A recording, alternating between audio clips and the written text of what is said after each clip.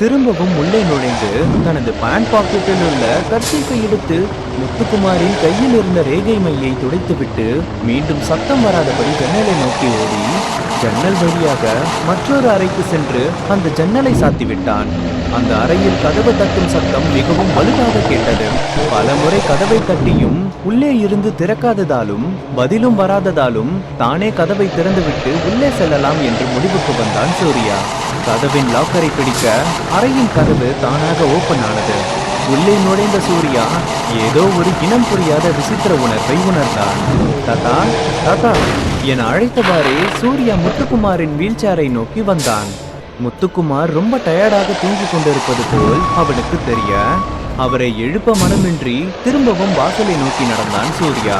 திடீரென்று ஏதோ யோசித்தவன் திரும்பவும் முத்துக்குமாரை நோக்கி சென்று அருகில் பார்க்க அவர் நன்றாக அயர்ந்து தூங்கிக் கொண்டிருந்தார்.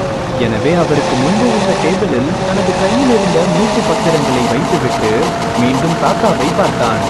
தூங்கும் தாத்தாவிடமிருந்து ஏதோ வழக்கத்திற்கு மாறான ஒன்றை உணர்ந்தான். தாத்தா தாத்தா என ஏதோ யோசனையுடன் எழுப்பினான் சூர்யா.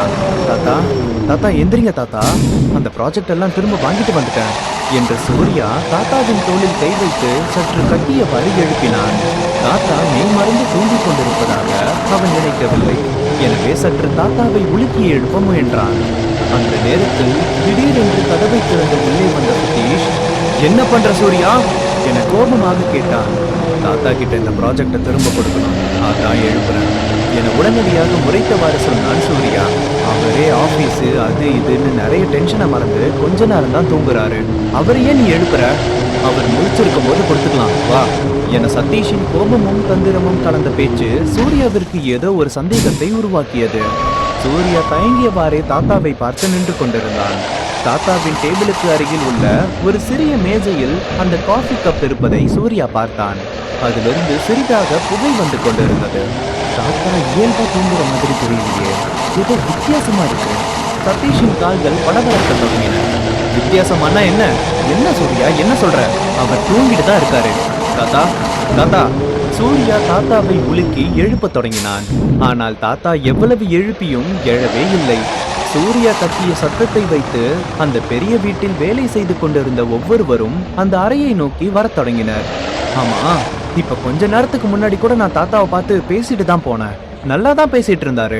இப்போ நீ வந்த வாட்டி தான் எந்திரிக்க மாட்டேங்கிறாரு. எனக்கு ஏதோ டவுட்டா இருக்கு சூர்யா என்று சதீஷின் பேச்சு இன்னும் புதிராக இருந்தது. சதீஷ், நான் இப்பதான் வந்தேன், வந்து ஒரு நிமிஷம் கூட ஆகல, நீ சும்மா தேவையில்லாம பேசாத என சூர்யாவிற்கு கோபம் வந்தது. ஆனால் தனது கோபத்தை வெளிக்காட்டினால் தன் மேல் ஒரு புதிய கதையை சதீஷ் கட்ட வாய்ப்புண்டு என்பதை அறிந்தான். சதீஷ் சார், என்ன ஆச்சு? என்ன இங்க ஒரே சத்தமா இருக்கு என்று கேட்டவாறு வந்தார் மேனேஜர்.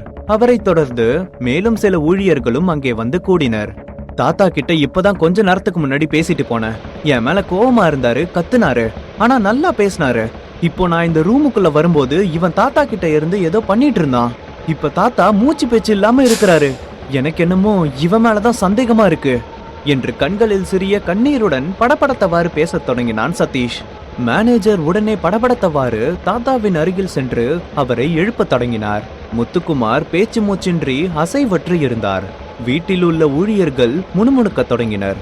இப்பொழுது அந்த அறைக்குள் நுழைந்த வரதன் சுற்றியும் முற்றியும் ஒன்றும் புரியாமல் பார்த்தான்.